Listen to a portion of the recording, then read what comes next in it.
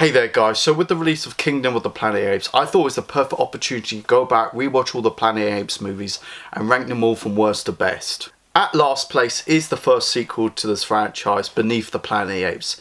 Now, the first movie was such a big hit, so the studio wanted another movie.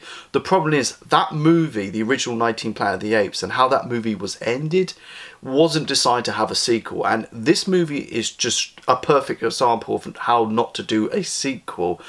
I mean, Charlton Heston didn't even want to be in this movie. That's why he's cut down to a supporting role.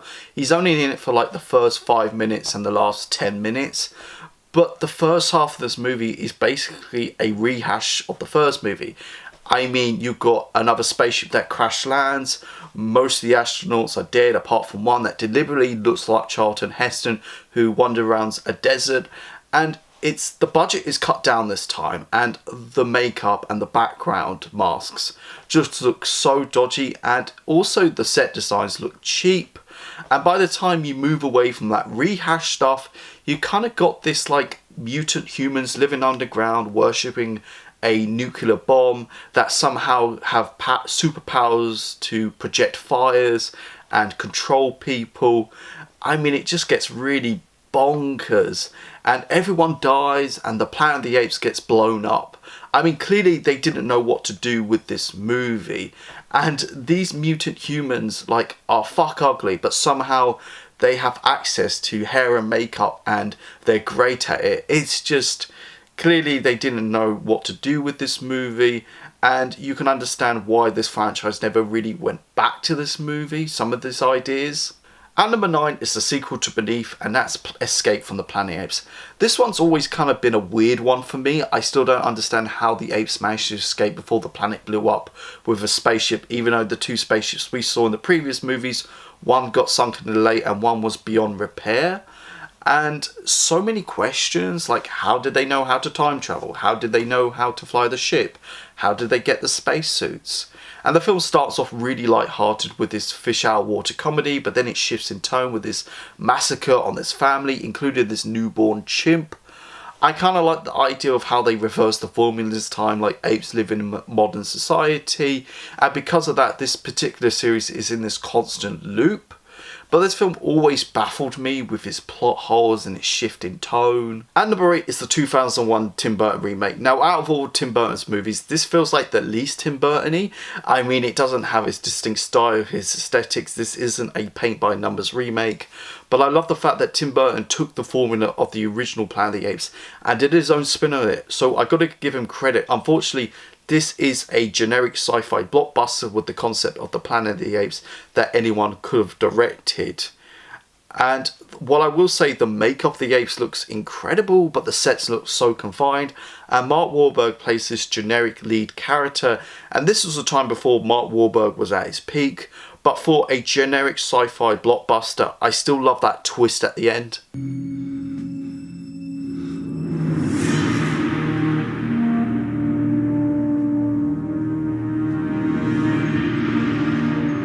At 7th place is Battle for the Planet of the Apes. Now, the reason why I put it over my previous 3 movies because I understood what this movie was going for and how it was trying to end the series. Unfortunately, this movie suffers from a slow-paced script and a lack of budget. And they either reuse suits from the first 2 movies. And I find it weird how the apes are able to speak only after like 10 years. I mean, they even bring back the mutant element from Beneath the Planet of the Apes, which I found bonkers. I mean, I hated that element, and I just hated the fact that this time they don't worship a nuclear bomb or they don't have superpowers. Instead, they try to invade the apes village with second-hand cars and a school bus. And for a film that's meant to be called Battle for the Planet of the Apes, it feels really small-scaled because of the budget. It feels like Battle for some trees with a school bus. I mean, there's even another plot element about like apes rebelling against Caesar, and it does take a dark turn, and there is this showdown between Caesar and this gorilla, and it's just basically who can climb up the tree the highest without falling. I mean, I do like this idea of at the end where humans and apes coexisting, so the future has changed, but unfortunately it feels so tacked on at the last minute. There's some interesting ideas in this movie, and I will say Ronnie McDowell does a great performance one last time in this franchise. At number 6 is the darkest Planet of the Apes movie in my opinion, and that's Conquest of the Planet of the Apes. I really like this one. It has a great concept with some really interesting ideas, like when the apes came from the future, they carried a disease that wiped out cats and dogs, so apes became pets, but humanity realised they could do so much more, so they eventually became slaves. It's a terrifying movie. You can understand where Rise took inspiration from. Unfortunately, just like some of the films on this list, it suffers from a small budget. I mean, they reused sets multiple times. Some of the ideas in this movie could have been executed a lot better. But the movie does a great job of exploring themes of like race and slavery. I think this is a great social commentary. And number 5 is the one that started all, the original 1968 Planet of the Apes. Now it's hard to compare this science fiction classic that's over 50 years old to modern blockbusters.